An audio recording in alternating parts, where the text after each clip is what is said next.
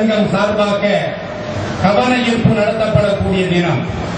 இந்த 3 தினங்களும் இன்று சிறப்பு தினங்களாக அனுசரிக்கப்படுகிறது. அன்னையர் தினம் என்று போற்றப்படுகிறது. ஆனால் அத்தகைய அன்னையர்களுக்கு இந்தியாவிலும் சரி உலகிலும் சரி எங்கேயும் அவர்களுக்கு பாதுகாப்பு கிடையாது. அன்னையர்களுடைய மானங்கள் மரியாதைகள் அங்கே மதிக்கப்படுவது கிடையாது. இன்று அன்னையர் தினத்தில் அன்னையர்களுடைய மானத்தை காப்பதற்காக வேண்டி MK சார்பாகவும் நெல்லை மாவட்ட பொதுநலத்த சங்கம் சார்பாகவும் இந்த கவன ஈர்ப்பு ஆர்ப்பாட்டம் நடைபெற்றுக் கொண்டிருக்கிறது. தமிழக முதல்வர் ஒருவர் அன்னை, இந்தியாவை ஆட்சி செய்து கொண்டிருக்கக்கூடிய சோனியா காந்தி அன்னை. இது அன்னையர் தினமாக இருப்பதனால் பெண்களுடைய பிரச்சனையை நீங்கள் தான் இதை சார்புபடுத்த வேண்டும் என்ற இந்த கவன ஈர்ப்பு ஆர்ப்பாட்டத்தின் மூலமாக நாங்கள் தெரியப்படுத்திக் கொள்கின்றோம். இது நர்சுகள் தினமாக இருப்பதனால் நர்சுகள் இன்று பற்றாக்குறையாக இருக்கிறார்கள். இறந்து போன பெண் சடலத்தை ஆண் ஊழியர்கள் ஆண் டாக்டர்கள் பரிசோதனை செய்கிறார்கள். ஆண்கள் பாதுகாப்பு கொள்கிறார்கள். அந்த இடத்தில் ஒரு முஸ்லிம் இருந்தாலும் பெண் பிணத்தோடு உறவு கொள்வதற்கு தயங்க மாட்டான். அந்த இடம் அப்படிப்பட்ட இடம். அங்கே அவன் குடிகாரனாக இருக்கிறான் என்று நீங்கள் கருதக்கூடாது. நபிகள் நாயகம் ஸல்லல்லாஹு அலைஹி வஸல்லம் அவர்கள் என்ன சொன்னார்கள்? ஒரு ஆணும் ஒரு பெண்ணும், அந்த பெண் செத்திருந்தாலும் சரி உயிரோடு இருந்தாலும் சரி, அந்த ஆணும் பெண்ணும் தனிமையில் இருக்கின்ற பொழுது 3வது கயவனாக ஷைத்தான் இருக்கின்றான் என்று நபிகள் நாயகம் ஸல்லல்லாஹு அலைஹி வஸல்லம் அவர்கள் சொன்னார்கள் அல்லவா? தனிமையில் இருக்கின்ற பொழுது, இருட்டில் இருக்கின்ற பொழுது அது பிணம் என்று பார்க்க மாட்டான். மயங்கி கிடைக்கிறார் ஒரு மாது என்று மதுவை கொடுத்து அங்கே கற்பழிக்கின்றார். எனவே பெண் பிணத்திற்கு பாதுகாப்பாக பெண் டாக்டர்களையும் பெண் நர்சுகளையும் தமிழக கவர்மெண்ட் ஏற்படுத்த வேண்டும். உலக நர்சுகள் தினமாக இருக்கக்கூடிய இந்த தினத்தில் நாங்கள் கேட்கின்றோம். நர்சுகளுடைய பற்றாக்குறை அனைத்து தாய்மார்களுக்கும் சகோதரர்களுக்கும் ஏழை இறைவனின் சாந்தியும் சமாதானமும் என்றென்று உங்கள் மீது உண்டாகட்டுமாக. ஒரு நல்ல கோரிக்கையை முன்னிட்டு நீங்கள் இங்கு கூறியிருக்கின்றீர்கள்.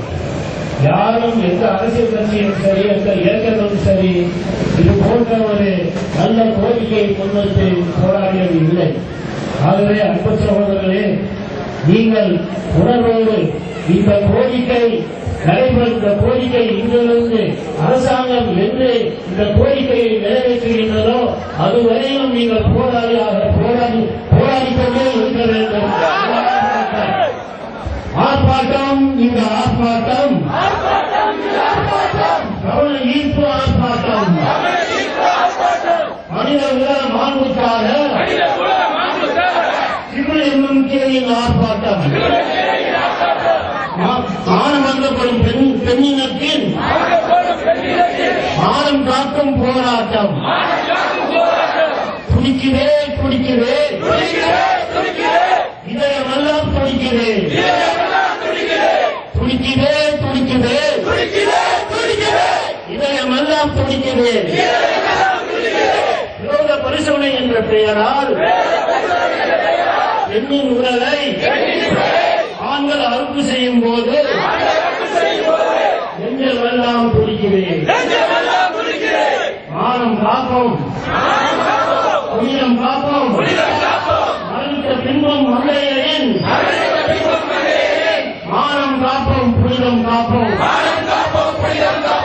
கோரிக்கை அல்ல, இது கோரிக்கை அல்ல, மனித நேர கோரிக்கை. கோரிக்கை இது, கோரிக்கை இது, தமிழக அரசுக்கு கோரிக்கை. அறிவித்த பிறகும் பெண்ணின் மானம் காக்க MKவின் கோரிக்கை.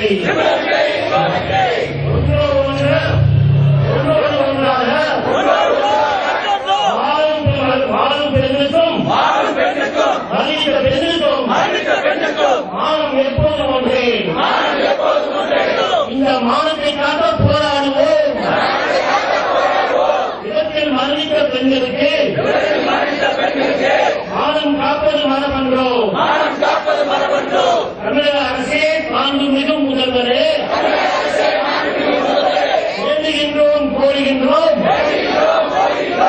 உத்தரவிட வேண்டுகின்றோம்.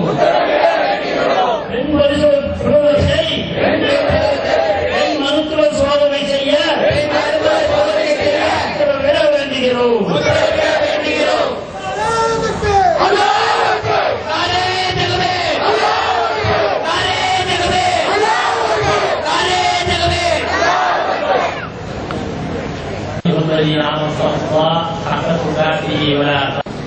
என்று நம்புகிற இறையாண்மையை கொண்டிருக்கிற இந்திய நாட்டு பெண்கள் பிரேத பரிசோதனையின் போது ஆண் ஊழியர்களை கொண்டும் ஆண் மருத்துவர்களை கொண்டும் மட்டுமே பிரேத பரிசோதனை செய்யப்படுகிறார்கள். இந்த பிரேத பரிசோதனையின் போது அந்த பெண்ணை நிர்வாணமாக்கி தனி அறைக்குள் மருத்துவரும் 2 ஊழியர்களும் இருந்து நிர்வாணமாக்கி பிரேத பரிசோதனை செய்கின்ற பொழுது இறந்துவிட்ட பெண்ணினுடைய உறவுகள் அவள் இறந்த இறப்பை விட அதிகமாக துடிப்பது பிரேத பரிசோதனை போது நிர்வாணமாக தன் சகோதரியோ தாயோ தன் மகளோ நிர்வாணமாக கிடக்கும் பொழுது அவள் இதயம் துடிக்கிறது, மனசு வேதனை அடைகிறது. சட்டம் இது போன்று வழிவகுக்கிற காரணத்தினால் மட்டுமே இதற்கு அவர் அனுமதிக்கிறார்கள். சராசரி மனிதனாக மனித குலத்தின் மாண்பை நேசிக்கிற எந்த மனிதனும் இதை விரும்புவதில்லை. ஆகவே பிரேத பரிசோதனையின் போது பெண்ணின் பூத உடலுக்கு மானம் உண்டு, அதுக்கு புனிதம் உண்டு என்று கருதி மாண்புமிகு தமிழக முதல்வர் அவர்கள் மதிப்பிற்குரிய போற்றுதலுக்குரிய பெண்ணாக இருக்கிற காரணத்தினால் அதை அதிகம் உணர்ந்திருக்கிறார்கள். ஆகவே அந்த கோரிக்கையை அன்னையர் தினத்தன்று அரசாங்கத்திற்கு உணர்த்தி பெண் பிரேத உடலை பெண் மருத்துவரும் பெண் ஊழியரும் மட்டுமே பிரேத பரிசோதனை செய்து இறந்து போன பெண்ணின் மானமும் புனிதமும் பாதுகாக்கப்பட வேண்டும் என்று அரசுக்கு அழகிய கோரிக்கையை மனிதநேய மக்கள் முன்னேற்ற கழகத்தின் சார்பாக பல மைல்கள் கடந்து வந்து தமிழகத்தின் மக்களெல்லாம் ஒன்று திரட்டி மனித குலத்தின் கோரிக்கையாக தமிழக அரசுக்கு வைக்கிறோம். மாண்புமிகு தமிழக முதல்வர் அவர்கள் இந்த கோரிக்கையை ஏற்று உலகிற்கே முன்னோடி சட்டமாக தமிழகம்தான் இருக்கிறது என்று நிரூபிக்கும் விதமாக இதற்கு உத்தரவிட்டு பெண் உடலை பெண் மருத்துவரும் பெண் ஊழியர் மட்டுமே பிரேத பரிசோதனை செய்ய வழிவகுக்க வேண்டும். தமிழக அரசு இதில் முன்மாதிரியாக விளங்க வேண்டும் என்று கேட்டுக்கொள்கிறோம். ஜிஹெச்ல பார்த்துருக்கேன், நேரடியாக பார்த்துருக்கேன். பிரசவத்துக்கு போனால் ஃபுல்லும் ஆண்களை எங்களுக்கு செத்த பேர்லாம் அப்படின்னு தான் வரணும். அந்த நிலைமை இருக்குது. இதுக்கு நாங்கள் கல்யாணம் முடியாமையே இருந்துலாம் கூட தோணுது. ஏன்னா எங்கள்கிட்ட வசதியில் பிரைவேட் போக செய்ய வைக்க இந்த நிலைமை எங்களுக்கு கண்டிப்பாக மாறணும். பெண் முதல்வரே நீங்களும் ஒரு பெண் தான், எங்களோட உணர்வுகளை நீங்களும் புரிஞ்சிருப்பீங்க. எங்களுக்கு எவ்வளோ வேதனை இருக்கு, எவ்வளோ இது நாங்கள் புரிஞ்சு இந்த வேதனையோட இருக்கோமோ அவ்வளோ நீங்களும் ஒரு பெண். அதனால இதை புரிஞ்சு இந்த கோரிக்கையை நிச்சயமாக நீங்க நிறைவேற்றி ஒரு சட்டத்தை கொண்டு வரணும். இதுதான் நாங்க கேட்கிறோம். எங்களுக்கு நாங்க எவ்வளவு வேதனைப்படுகிறோம் தெரியுமா? ஏண்டா பெண்ணா பிறந்தோன்னு. நீங்க பெண்ணா பிறந்து எவ்வளவு பிரச்சாரம் செய்து ஒரு தமிழ்நாட்டையே ஆட்சி செய்றீங்க. ஆனாலும் பெண்களுக்கு இந்த விஷயத்துல எப்பவுமே ஒரு தோல்விதான், கேவலமானதான். நாங்க எதுக்கு இந்த ஆடைகள் அணியிறோம், ஆண்கள் பார்க்க கூடாதுன்னு. ஆனா அப்படிலாம் இல்ல. பிரசவம் போயிட்டானா நிறுவனமாக நாங்க இருக்க வேண்டியிருக்கு. அந்த சூழ்நிலையை எங்களுக்கு என்ன செய்ய பிள்ளையே வேண்டாம். இப்படி ஒரு இந்த நிபந்தனை தேவையா அப்படின்ற நிலைமை இருக்குது. இந்த நிலைமையெல்லாம் எங்களுக்கு மாறணும். மாறி எங்களுக்கு பிரசவ பார்க்கறது ஆண்கள் இருக்கவே கூடாது, பெண்கள் மட்டும்தான் இருக்கணும். ஊழியர்களும் பெண்களாகவே இருக்கணும். இந்த கோரிக்கையை தயவு செய்து நீங்க எங்களுக்காக நீங்க இந்த கோரிக்கையை நிறைவேற்றிங்க நாங்க நம்புகிறோம்.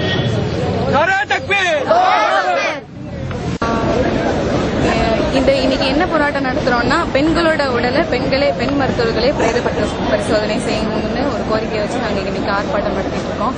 அது விஷயம் என்னதான் பெண்கள் மரணிச்சாலும் அவங்களுக்குன்னு தனிப்பட்ட மானம் ஒண்ணு இருக்கு. அது அவங்க உயிரோட இருந்தாலும் இறந்திருந்தாலும் மானம்ங்கிறது எல்லாருக்கும் ஒண்ணுதான். அதனால இறந்ததுக்கு அப்புறமும் பெண்ணோட உடலை பெண்கள் தான் பரிசோதனை செய்யறது மூலமா அவங்களுடைய மானம் தனிப்பட்ட முறையில பாதுகாக்கப்படுது.